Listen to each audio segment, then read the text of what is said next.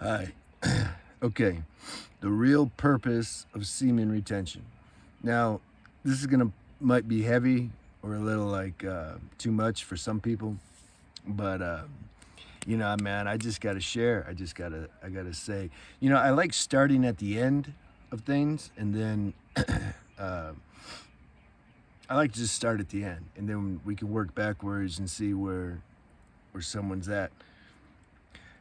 First, I'll say what I've discovered is not the real purpose of semen retention, but yet this was the purpose of me doing it for a long time. Now, like a lot of other videos, you'll see, um, and I guess it's a kind of clickbait, but really, this is why a lot of people do it, and this is why I used to do it. I discovered when I wasn't losing my seed that I became more magnetic, more charismatic. I looked better. Girls were seemed to be more attracted to me. Just like you hear, you can search on YouTube, you'll hear all that. The problem is, and it's not a problem, it just makes me go more deeper in consciousness and realize these these little things that my ego is still doing to try to get hits of validation and etc. and using a powerful practice like semen retention to serve the ego's purpose. And this is what it is. If I'm using that to try to attract more girls, I'm technically still in the realm of a kind of, you know, like a lower form of lust or um, trying to get hits of validation so that my ego or self-image can feel okay. The problem is that stuff wears off so quick, man. I remember I first went to Brazil. That was the first country that I experienced after leaving America. I was, early 20s. And in America, I didn't get so much play or attention. I mean, I was living in Los Angeles, so competition was pretty strong. You got all the actors and models and etc. And I just didn't like that whole thing anyway. I just wanted to feel good and find peace. This is really what I wanted, but couldn't help but get caught up in this whole collective game of trying to please my senses and getting hits of validation from the opposite sex. So when I went to Brazil, so I wasn't used to getting so much attention. But when I first went to Brazil, and this is the thing, when I go to other countries back then, I don't so much like to travel now because I'm done. Like I've traveled so much, looking for cures. I'm not a tourist. I could care less about any of that. And there's nothing wrong with that. If people want to enjoy and see new things, it's fine. But I was on a very specific mission. I wanted to cure this Tourette syndrome and this chronic pain, and I wanted to find a guru who'd touch my head and, you know. So this is why I was traveling.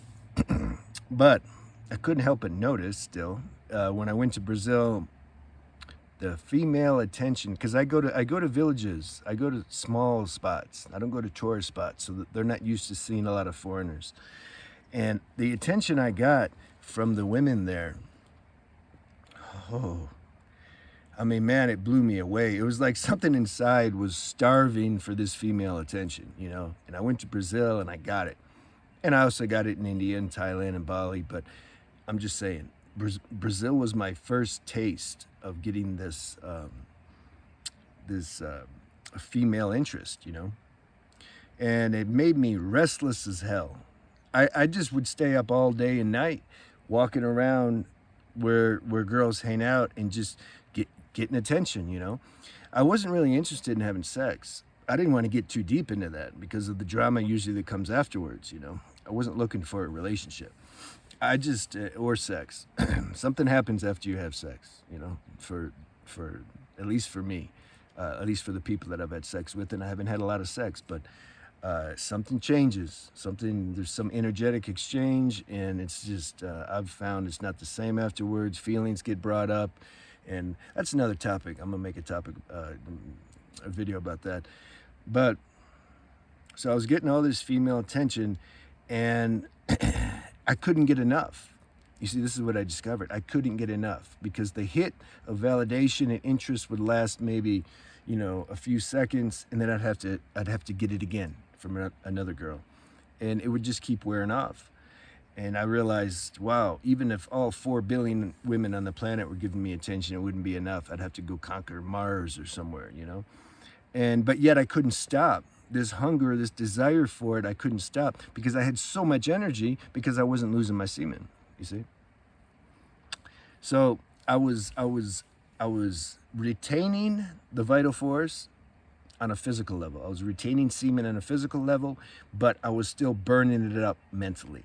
And that took a while to really first understand that, second, be willing to let that go too, and then third, enjoy the freedom of being free both physically and mentally from lust or losing energy on any level.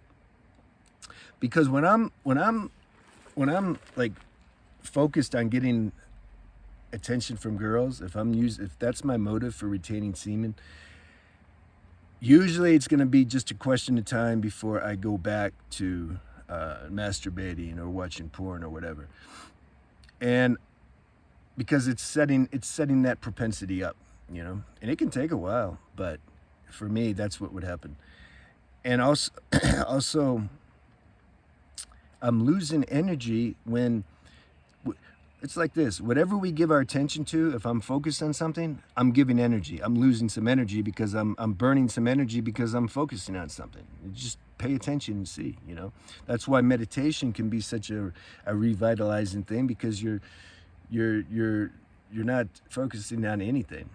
I mean, we can say some practices you focus on your breath. Okay, that's good. But ultimately, if you don't focus on anything, you just switch off everything, you don't lose much energy, So I was losing energy because I was really obsessed with trying to get hits of attention from women. And if you're young, again, like, I'm not dogmatic about anything. I'm just not. I'm not up here preaching, saying, this is the way. I'm again sharing my experience. I want to keep bringing that back to that, because I'm sure some people will want to comment, and and I'm just not interested in negative comments or having debates. If somebody has a true question or they're curious, you're asking your question because you want to understand something better, then yeah, sure. But I'm not telling anybody to do anything, I was losing energy because if you're young, you're looking for a girlfriend or a wife, then yeah, you're gonna have to, there's gonna be a little dance that takes place between the man and the woman. But that's a far cry difference than what I was doing, you see. And so that's what I'm talking about. And that's part of the self-examination and inventory, to check in and see, like, what's my motive for talking to this girl, for example. Is it to try to see if she's interested in me? Am I gonna start to be charming? Hey, do my little eye thing and trying to work her, manipulate her into smiling and giving me some attention, so that then I can feel good for myself. This is deep analysis, that I had to start doing, because otherwise I couldn't catch myself out, and so I would keep repeating these patterns and habits, and it would affect my sense of serenity inside. Which brings me back to what I started saying at the beginning. What's the main goal here? You see, the main goal here is for me to really realize who I am beyond this human body and personality and mind and desires and all this. This is the purpose also of self-inquiry. Like, who am I really? And I can't experience the answer to that question if I'm engaged in trying to satisfy, a bunch of human desires and egoic desires, and trying to always satisfy my senses, and trying to get hits of validation, trying to get hits of excitement of how I feel if I get a girl who I deem as attractive, to get her to give me attention and interest, so then I can feel good.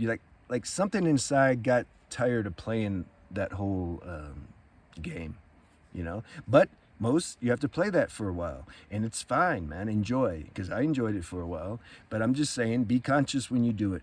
Be conscious and see, like, do I really enjoy this, And at some point, through law of evolution, we might realize that, like, it's kind of just, we don't want to do it anymore, but yet we're compelled by habit to keep doing it because this is what we've been doing so long, and also because almost everybody's doing it. So we have that collective, mentality and power that gets on us to continue these habits. Because there's very few people on the planet, at least I haven't met them, who really want to be free and want to be free of engaging in these certain patterns and habits and behavior. When I stop doing these things, this is what the 6 principles are about.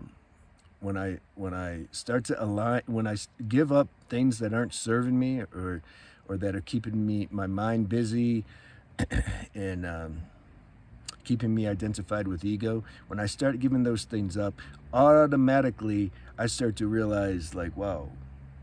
First, I realize this feeling of serenity inside. And then I can even trace that back. Like there's something that's aware of this serenity. Well, what is that? You see? I contemplate on that. What's aware of this serenity? It's not my mind that's aware of it. The serenity's on a deeper level than my mind. My mind might comment and say, oh, you feel serenity. But what is, there's something in me that's aware of this subtle, nice feeling of serenity I feel when I'm clean in my mind and my heart. Now, is that really who I am? Or am I just this body and these thoughts and how I feel and my age and all that stuff? So this is, now we're into self-inquiry a little bit. But I can't separate these topics. They're all interconnected, and same with diet. It's easier to practice what I'm saying when my diet's clean. Because when my diet's not clean, it aggravates my mind, it aggravates my nervous system first, and then that triggers a more stronger thought stream. And so then it's easier to have thoughts to go and try to get hits of attention from girls or to masturbate. Depends what level you're at. Like the first level I had to work through was just to give up ejaculating.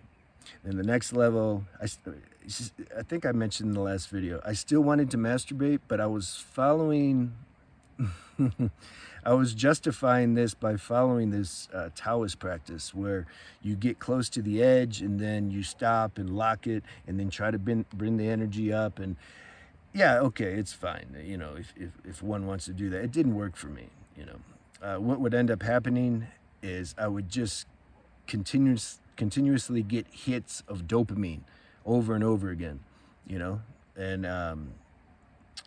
yeah, it wasn't relaxing. It was more stimulating. So I had to give up that also. So then the next stage was no masturbation, no, looking at pornography, etc. But then I would still be getting attention, trying to get attention from girls, using this newfound magnetism that I got to try to work the girls, So that was the last stage, to give that up. And I'm going to tell you, man, the respect that I get when I'm talking to a woman, because they get this all the time. They can smell it a mile away, I used to think I'm so smooth, like, okay. They know. And even I would try to fake it. I'm like, okay, I'm not going to be interested. I'm going to act like I'm not going to be interested. But energetically, I'm interested. And for a woman who's sensitive, she can smell that. She knows. But when you're really not interested, because you've realized that, you've been there, done that, and it doesn't really, there's just no reward.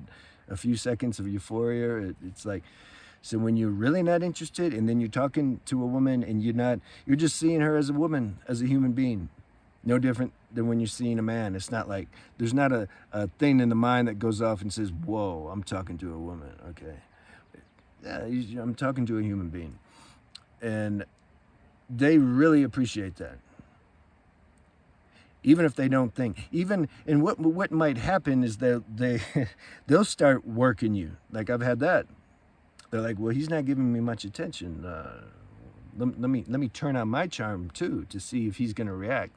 And I can see that. See, because when you work through this stuff in your own self, you can see when other people do it also. And but still they respect. There's something they because how many guys are they going to meet that don't do that, you know? So when they do meet that, it's like a fresh energy. It's like it feels nice when they meet a guy who's not working them or trying to manipulate them or objectifying them, who's just actually talking to them as one human being talking to another. So that's a benefit you don't want to miss. I really like that. And those girls who, there's girls that do the same thing as guys. It's not like just guys doing it. Those girls that are looking for that they enjoy this. I used to say, I said, a lot of people are in relationships just to get hits of attention from one another. And that's why they end fast. Because how long you're going to get tired of that after a certain point. And so then they'll find somebody else. Oh, I found somebody else. Okay, will you give me attention? Yeah, I'll give you attention. Okay, good. Let's just give each other attention. Let's make a deal.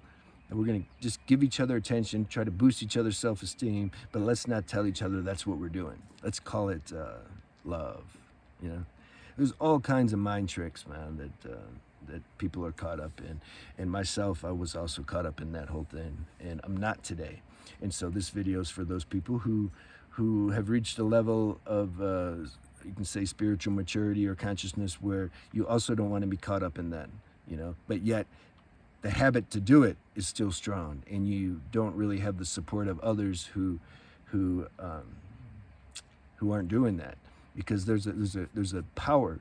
This is why people make videos and people like to watch them. There's a certain empowerment that takes place when we're listening or to people who are doing what we're doing or want to do, and that's the purpose of the videos.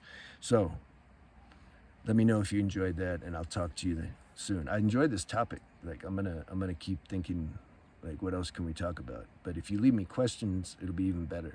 All right, see you.